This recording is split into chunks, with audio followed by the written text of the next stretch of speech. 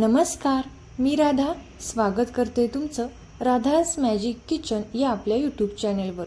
तर आज आपण पाहणार आहोत खुसखुशीत रवा सांजोरी कशी बनवायची। अगदी पाहता क्षणी बनवाल इतकी सोपी पद्धत। तर कशी बनवायची ही रवा सांजोरी, चला तर मग आजच्या रेसिपीला आपण सुरुवात करूया। तर सर्वात अगोदर इथे आपल्याला 1 कप रवा एका पॅनमध्ये घ्यायचा आहे। आता हा रवा आपल्याला हलका असा भाजून घ्यायचा आहे। रव्याचा कलर इथे आपल्याला चेंज करून घ्यायचा नाही, फक्त आपण इथे थोडासा परतून घेणार आहोत, जेणेकरून सांजोरीचं सारण जे आहे ते छान असं खमंग लागेल।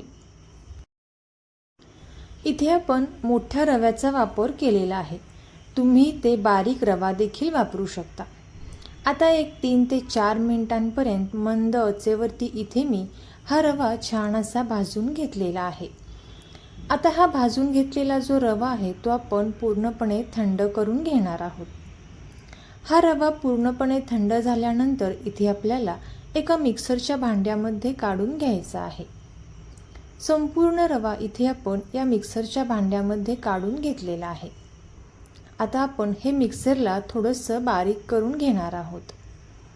मिक्सरला बारीक करत असताना पाहू शकता या पद्धतीने इथे आपल्याला बारीक करून घ्यायचं आहे। अगदी खूप पीठही नाही किंवा अगदी खूप मोठेही नाही, मध्यममध्ये इथे आपण हे मिक्सरला बारीक करून घेतलेला आहे। आता आपण हा बारीक केलेला रवा इथे एका बाउलमध्ये काढून घेतलेला आहे। आपण हा बारीक केलेला रवा एका साईडला ठेवून देणार आहोत। यानंतर एका भांड्यामध्ये आपल्याला अर्धी वाटीला थोडंसं कमी पाणी घालून घ्यायचं आहे आणि या पाण्यामध्ये आपण 1 कप बारीक चिरून घेतलेला गूळ वापरला आहे। इथे आपण जेवढं रव्याचं प्रमाण घेतलेलं आहे तेवढ्याच प्रमाणात इथे आपल्याला बारीक चिरून घेतलेला हा गूळ वापरायचा आहे। आता हा गूळ इथे आपण पूर्णपणे पाण्यामध्ये विरघळवून घेणार आहोत। आता इथे याला एक छान अशी उकळी आलेली आहे, गॅस लगेचच बंद करून घ्यायचा आहे। जर थोडेसे बारीक मोठे गुळाचे खडे राहिले असतील तर ते उष्णतेने आपोआप पाण्यामध्ये विरघळतात। आता हे गुळाचे पाणी पूर्णपणे थंड करून घ्यायचं आहे। पाहू शकता या पद्धतीनं इथं हे गुळाचे पाणी तयार झालेलं आहे। आता हे गुळाचे पाणी पूर्णपणे थंड झाल्यानंतरच इथे आपण हे गाळून या रव्यामध्ये घालणार आहोत। आता सुरुवातीला इथे गुळाचे पाणी या रव्यामध्ये घातल्यानंतर तुम्हाला हे मिश्रण थोडंसं पातळ वाटेल, पण जसजसं तुम्ही हे मिक्स करत जाल आणि गुळाचे पाणी हे रव्यामध्ये छान असं भिजेल तेव्हा हे मिश्रण थोड्या वेळानंतर घट्टसर येतं। तर इथे आपण हे चमच्याने चांगले मिक्स करून घेणार आहोत। एकसारखं हे चमच्याने चांगलं मिक्स करून घ्यायचं आहे। आता मिक्स केल्यानंतर यावरती झाकण ठेवून आपल्याला 1 ते 2 तासांसाठी हे असेच साईडला ठेवून द्यायचं आहे। आता इथे आपण हे सांजोरीसाठी लागणारे सारण छान असं भिजत ठेवलेलं आहे, आपण हे एका साईडला ठेवून देऊयात। यानंतर इथे आपल्याला दुसऱ्या एका बाउलमध्ये मैदा घ्यायचा आहे। इथे मी 2 कप मैदा घेतलेला आहे। आता 2 कप मैद्यासाठी इथे आपल्याला 1 कप रवा घ्यायचा आहे।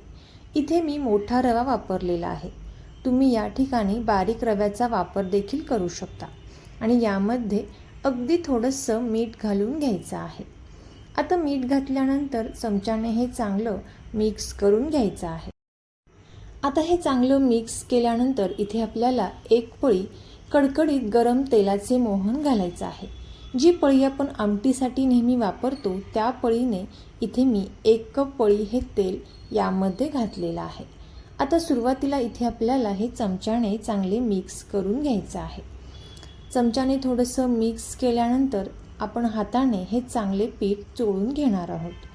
तोपर्यंत जर तुम्ही आपल्या चॅनेलवरती नवीन आला असाल तर नक्कीच आपल्या चॅनेलला सबस्क्राईब करा आणि सबस्क्राईबच्या पुढचे बेल आयकॉनचे बटन दाबा, जेणेकरून इथून पुढच्या छान छान रेसिपीज सर्वात अगोदर तुम्हाला पाहायला भेटतील।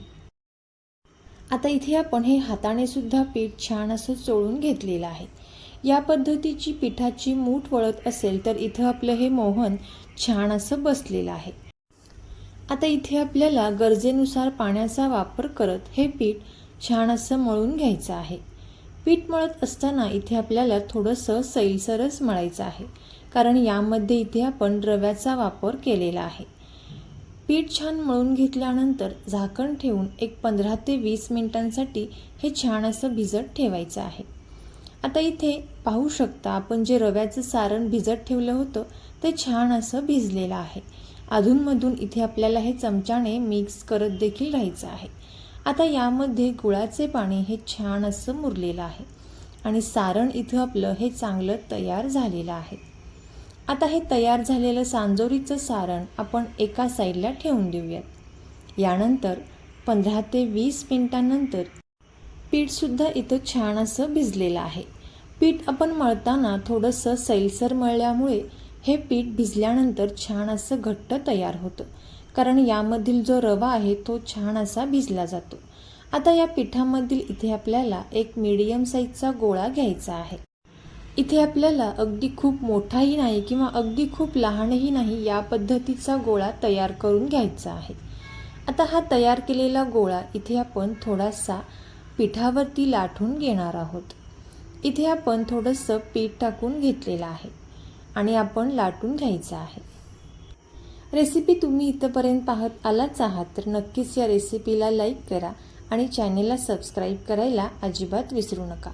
आता थोडीशी ही पारी लाटून झाल्यानंतर आपण जे सारण तयार करून घेतलेलं आहे ते सारण आपल्याला या पद्धतीने या पारीमध्ये भरून घ्यायचं आहे.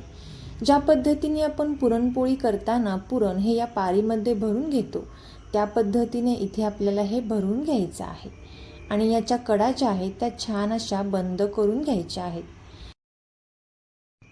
आता हा तयार केलेला गोळा आपण इथे लाटून घेणार आहोत. पाहू शकता या पद्धतीने गोळा इथे आपल्याला चपटा करून घ्यायचा आहे आणि हाताच्या साहाय्याने सुरुवातीला थोडासा या पद्धतीने चपटा करायचा आहे आणि थोडासा मैदा लावून इथे आपण हे लाटून घेणार आहोत. आता लाटत असताना अगदी अलगद हाताने इथे आपल्याला लाटून घ्यायचं आहे, नाहीतर सारण जे आहे ते बाहेर येऊ शकतं. अगदी अलगद हाताने इथे आपण हे लाटून घेणार आहोत आणि इथे आपण ही सांजोरी तयार करून घेतलेली आहे. अगदी खूप पातळही नाही किंवा अगदी खूप जाडही नाही, या पद्धतीने इथे आपण या संपूर्ण सांजोऱ्या तयार करून घेतलेल्या आहेत. आता सांजोरी तेलामध्ये टाकत असताना तेल इथे आपल्याला खूप जास्त असं कडकडीत गरम करून घ्यायचं नाही. मीडियममध्ये इथे आपल्याला हे तेल गरम करून घ्यायचं आहे आणि यावरती झाऱ्याच्या साहाय्याने या पद्धतीने तेल सोडत राहायचं आहे. तर पाहू शकता मस्त अशी टम्म फुगलेली सांजोरी इथे तयार झालेली आहे आणि या कलरवरतीच इथे आपल्याला ही सांजोरी काढून घ्यायची आहे, कारण एक 2 मिनिटानंतर याचा कलर जो आहे तो हलका असा चेंज होतो. तर तुम्ही सुद्धा याच पद्धतीने या सांजोऱ्या नक्की ट्राय करून पहा आणि कशा झाल्या त्या कमेंट करून नक्की सांगा. तुम्हाला जर ही रेसिपी आवडली असेल तर नक्कीच आपले मित्रमैत्रिणी आणि नातेवाईकांसोबत शेअर करा. थँक्यू.